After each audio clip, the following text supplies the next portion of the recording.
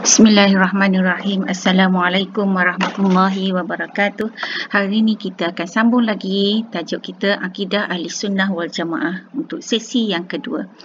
Di bawah sesi ini kita akan bincang tentang pandangan Ahli Sunnah wal Jamaah tentang beberapa isu, kepentingan berpegang dengan Ahli Sunnah wal Jamaah, kesan buruk jika tidak berpegang dengan akidah Ahli Sunnah wal Jamaah serta cara-cara untuk memelihara akidah. Pertamanya kita akan lihat dulu tentang pandangan Ahli Sunnah wal Jamaah tentang beberapa perkara. Yang pertama tentang Al-Quran, kedua tentang melihat Allah, ketiga tentang pelaku dosa besar, keempat tentang iman, dan yang kelima tentang qada dan qadar. Apa pandangan Ahli Sunnah wal Jamaah tentang Al-Quran? Ahli Sunnah wal Jamaah mengatakan Al-Quran adalah kalam Allah, iaitu kata-kata Allah yang bersifat qadim, itu sedia ada, dan dia bukanlah makhluk dan bukan bersifat baharu, bukan benda yang baharu dicipta. Seterusnya tentang melihat Allah. Ahli Sunnah wal Jamaah berpendapat orang-orang Islam dan orang-orang yang beriman boleh melihat Allah di syurga. Seterusnya tentang isu pelaku dosa besar. Apa pandangan Ahli Sunnah wal Jamaah tentang pelaku dosa besar? Golongan Ahli Sunnah wal Jamaah berpendapat orang yang melakukan dosa besar masih lagi dianggap mukmin, tetapi fasik. Fasik itu bermaksud orang yang melakukan dosa besar atau berterusan melakukan dosa kecil. Ini bermakna orang yang melakukan dosa besar selagi mereka belum melakukan perkara-perkara yang membatalkan iman, mereka masih lagi dianggap sebagai mukmin. Seterusnya, isu yang keempat iaitu tentang iman. Ahli Sunnah wal Jamaah berpendapat iman manusia itu boleh bertambah dan boleh berkurang mengikut amalan seseorang. Iman seseorang akan bertambah jika mereka taat perintah Allah. Sebaliknya, iman akan berkurang jika manusia melakukan dosa. Isu yang terakhir ialah tentang qada dan qadar. Ahli Sunnah wal Jamaah mengatakan qada dan qadar adalah merupakan ketentuan baik dan buruk yang terjadi dengan kebijaksanaan Allah sejak azali lagi. Sesungguhnya Allah yang berkuasa mengatur segala yang terjadi di alam ini. Demikianlah 5 perkara yang dibahaskan oleh Ahli Sunnah wal Jamaah. Seterusnya, kita akan lihat pula tentang sebab-sebab kita perlu berpegang dengan akidah Ahli Sunnah wal Jamaah ataupun apa itu kepentingan berpegang kepada Ahli Sunnah wal Jamaah.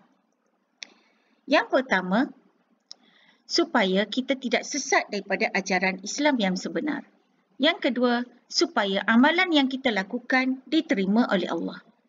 Seterusnya, yang ketiga, supaya kehidupan yang kita jalani diberkati dan diredai oleh Allah. Yang keempat, supaya kita semua dapat masuk syurga. Dan yang kelima, supaya kita dapat membezakan antara kebenaran, khurafat dan juga perkara bid'ah. Seterusnya, bagaimanakah cara untuk memelihara akidah supaya tidak terlibat dengan perkara-perkara yang bercanggah dengan agama? Yang pertama, untuk memastikan akidah kita tidak terseleweng, kita mestilah mempelajari asas akidah berdasarkan kitab yang diiktiraf ataupun kitab-kitab karangan Ahli Sunnah wal Jamaah. Yang kedua, kita perlulah mempelajari ilmu akidah daripada guru yang diiktiraf keilmuannya dalam bidang akidah.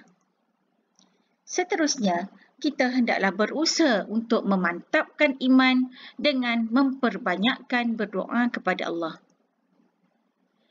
Yang keempat, kita perlulah menghayati ajaran Islam dengan melaksanakan segala perintahnya dan menjauhi larangannya. Yang terakhir, kita perlulah menjauhi orang-orang yang mengamalkan ajaran sesat. Dengan kata lain, kita perlulah berkawan dengan orang yang mengamalkan ajaran-ajaran yang berlandaskan Al-Quran dan Sunnah.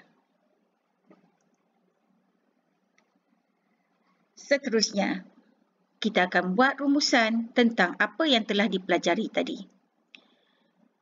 Okey, yang pertamanya, pandangan Ahli Sunnah wal Jamaah tentang Al-Quran. Ahli Sunnah wal Jamaah mengatakan Al-Quran adalah kalam Allah, bersifat qadim dan bukan makhluk. Kedua, iman manusia boleh bertambah dan boleh berkurang. Tentang melihat Allah, Ahli Sunnah wal Jamaah mengatakan orang beriman boleh melihat Allah di syurga. Tentang pelaku dosa besar pula, Ahli Sunnah wal Jamaah berpandangan pelaku dosa besar masih dianggap mukmin tetapi fasik. Tentang qada qadar berlaku dengan kebijaksanaan Allah. Seterusnya, kita akan lihat pula tentang cara memelihara akidah ataupun cara mengelakkan diri daripada terpengaruh dengan ajaran sesat. Yang pertama, menghadiri majlis ilmu yang disampaikan oleh Ahli Sunnah wal Jamaah supaya akidah menjadi mantap.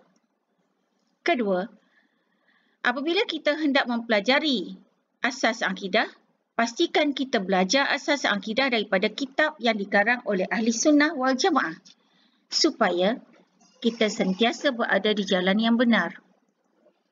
Ketiga, kita mestilah berkawan dengan orang yang mengamalkan akidah Ahli Sunnah wal Jamaah supaya tidak sesat. Yang keempat, kita mestilah berusaha meningkatkan keimanan kepada Allah dengan melaksanakan ibadah wajib dan memperbanyakkan ibadah sunat supaya tidak mudah terpengaruh. Kita boleh menggunakan kaedah HTB yang telah diajar sebelum ini. H untuk hadir, T tingkatkan, B berkawan. Khusus untuk soalan-soalan yang berkaitan dengan cara, usaha dan langkah. Seterusnya, kita akan lihat pula tentang kepentingan berpegang dengan akidah Ahli Sunnah wal Jamaah ataupun sebab kenapa kita perlu berpegang kepada akidah Ahli Sunnah wal Jamaah. Yang pertama, supaya kita tidak sesat kerana berpegang dengan Quran dan Sunnah. Yang kedua, amalan akan diterima oleh Allah kerana akidahnya betul. Yang ketiga, hidup diredai oleh Allah kerana berada di jalan yang benar. Keempat, dapat mencapai matlamat untuk masuk syurga. Kata kunci untuk sebab perlu berpegang dengan akidah Ahli Sunnah wal Jamaah ialah tidak sesat, amalan diterima, Allah redha, masuk syurga.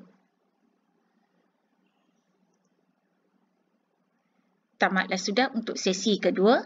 Sekarang kita akan ikuti penilaian bertulis. Sila jawab soalan berikut. Pertama, jelaskan kepentingan berpegang kepada akidah Ahli Sunnah wal Jamaah. Kedua, jelaskan pandangan Ahli Sunnah wal Jamaah tentang beberapa perkara berikut. A. Melihat Allah. B. Iman manusia. C. Qada dan qadar. D. Al-Quran. E. Pelaku dosa besar. Yang ketiga, terangkan dua cara memelihara akidah agar tidak terpesong. Tulis jawapan kamu dalam kertas kajang atau PowerPoint dan hantar kepada Ustazah. Jangan lupa tulis nama pada kertas jawapan. Sekian, selamat menjawab.